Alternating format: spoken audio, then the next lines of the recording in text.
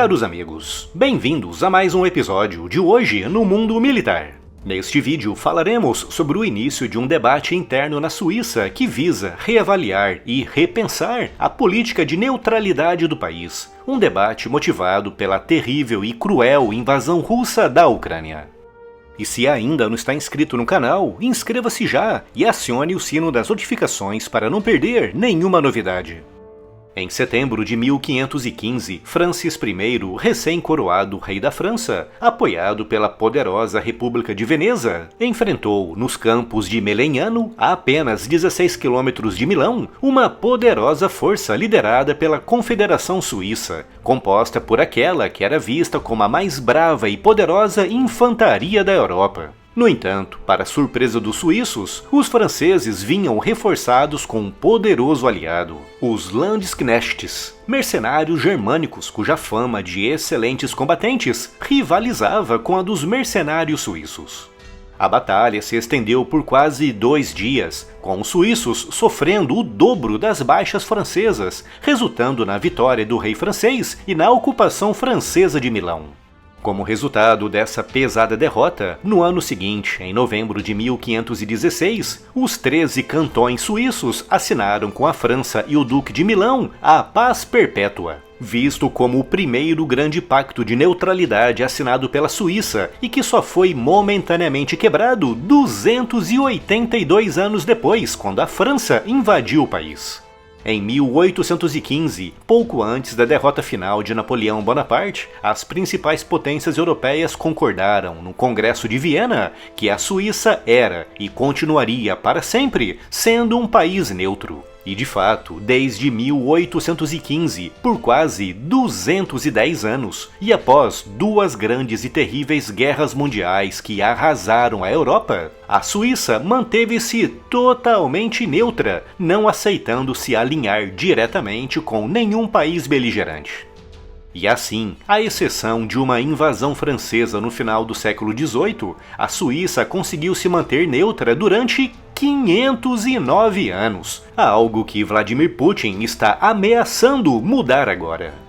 Ao lançar a sua invasão em larga escala da Ucrânia em fevereiro de 2022, Putin rompeu uma espécie de entendimento tácito na Europa, que dizia que nenhum país iniciaria uma nova guerra de expansão e conquista territorial naquele continente.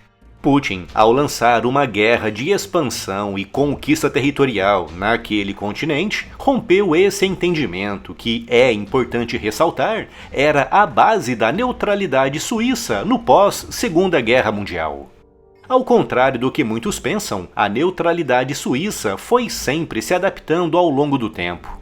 Ela se adaptou após o fim da Primeira Guerra Mundial e passou por uma grande e profunda reformulação após o fim da Segunda. E foi no âmbito dessa reformulação em que os suíços decidiram que manteriam a sua neutralidade secular, desde que não voltasse a surgir na Europa o mesmo tipo de ameaça que tinha surgido na Segunda Guerra, que foi justamente aquilo que aconteceu em fevereiro de 2022, quando Putin invadiu a Ucrânia, visando anexar novos territórios para a Rússia. Para muitos políticos e militares suíços, a invasão russa destruiu os pilares sobre os quais a Suíça reformulou a sua política de neutralidade na segunda metade do século XX. E foi em resposta a isso que na passada quinta-feira, 29 de agosto, um grupo composto por políticos, diplomatas, analistas e militares suíços recomendou ao governo suíço o relaxamento da sua política de neutralidade, visando uma aproximação maior tanto com a União Europeia como com a OTAN. Segundo o relatório divulgado por esse grupo, a invasão russa da Ucrânia obriga a uma nova revisão da política de neutralidade da Suíça, uma revisão que deve ter em vista o novo contexto geopolítico criado por Putin na Europa. É importante lembrar que outros 2 países, famosos pelas suas políticas de neutralidade, a Suécia e a Finlândia, abandonaram a neutralidade, com ambos entrando para a OTAN em resposta à invasão russa da Ucrânia. Assim como a Suíça está começando agora, a Suécia e a Finlândia declararam que Putin demoliu os pilares sobre os quais as suas políticas de neutralidade tinham sido construídas. Ou seja, suecos e finlandeses basicamente disseram que se Putin invadiu a Ucrânia com desculpas esfarrapadas, apenas para esconder o seu real propósito, que é a expansão territorial da Rússia, ele poderia facilmente fazer o mesmo com a Suécia e a Finlândia, países muito próximos do território russo, com a Finlândia compartilhando uma fronteira de mais de 1.300 quilômetros.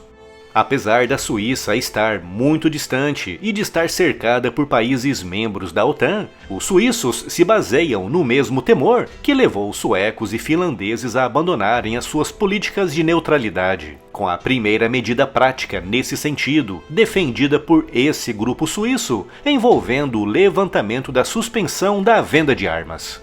Desde o início da invasão russa, a Suíça suspendeu a venda de armas para países aliados da Ucrânia para evitar que armas suíças fossem usadas na guerra. Com isso começando a mudar muito recentemente, com a Suíça aceitando fornecer peças sobressalentes para blindados Leopard 2 danificados em combate na Ucrânia. Mas os suíços continuam se negando a fornecer munições, como os projéteis de 35mm para a defesa aérea alemã Gepard.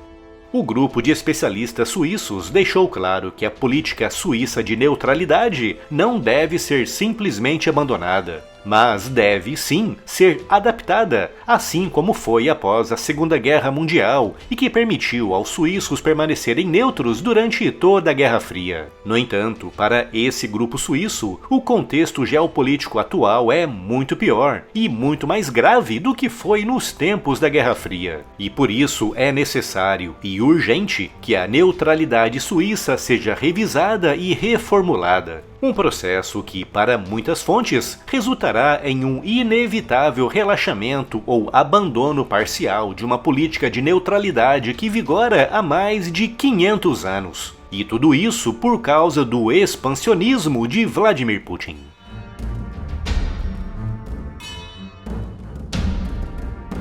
Siga as notícias e as novidades do mundo militar também no Spotify. Conteúdos novos em formato podcast todos os dias. Siga-nos por lá e leve o conteúdo do canal para onde você for. É só clicar no link que está aqui na descrição.